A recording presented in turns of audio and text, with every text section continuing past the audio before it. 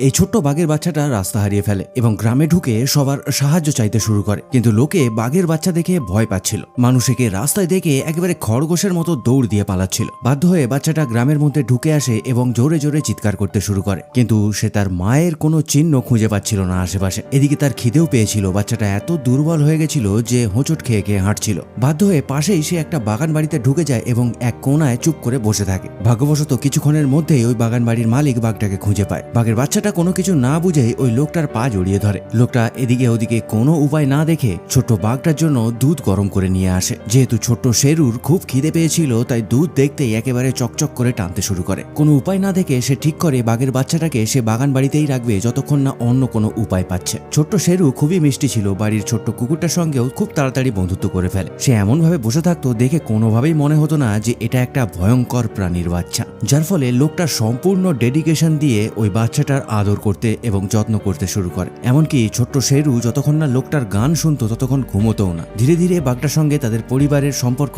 আরো দৃঢ় হয়। এদিকে বাঘটাও বড় হওয়ার সাথে সাথে দুষ্টু হয়ে পড়ে। বাড়ির বিভিন্ন জিনিসের প্রতি তার কিউরিওসিটিও বাড়তে শুরু করে। তবে বড় হওয়ার সাথে সাথে শুধু দুধ দিয়ে তার আর কাজ চলছিল না, তাই বাঘটার পুষ্টির জন্য তারা তাকে মাংস খেতে দেওয়া শুরু করে দেয়। প্রথমে বাঘটার কাঁচা মাংস একেবারেই ভালো লাগছিল না, কিন্তু কয়েকদিন যেতে না যেতেই কাঁচা মাংস তার একেবারে প্রিয় খাবার হয়ে ওঠে। এরপর বড় হওয়ার সাথে সাথে বাঘের একটু এক্সারসাইজেরও দরকার পড়ে, তাই লোকটা বাঘটার সঙ্গে বাগান বাড়িতে বিভিন্ন ধরনের খেলা খেলতে শুরু করে। এদিকে সময়ও ধীরে ধীরে কাটতে থাকে। কয়েক বছর পর যে বাঘটাকে লোকটা একেবারে কোলে করে মানুষ করেছিল, সময়ের সাথে সাথে সে একটা দৈত্যাকার বাঘেতে পরিণত হয়ে যায়। যদিও বাঘটা লোকটা থেকেও বড় হয়ে যায়, কিন্তু সে ওই লোকটার সামনে গেলে একটা ছোট্ট বেড়ালের মতোই ব্যবহার করত। এমনকি সেই পুরনো অভ্যেসের জন্য বাঘটা ওই লোকটার সঙ্গেই বিছানাতে শুয়ে পড়তো। আশেপাশের সবাই তাকে বলে এত বড় ভয়ঙ্কর মাংস খেকো বাঘকে বাড়িতে রাখা উচিত হবে না, কিন্তু লোকটা কারো কথাতেই কোনো গুরুত্ব দেয়নি। সে শুধু একটাই জিনিস জানতো যে ভালোবাসা এবং মনের সম্পর্ক যে কোনো প্রজাতির মধ্যে হতে পারে।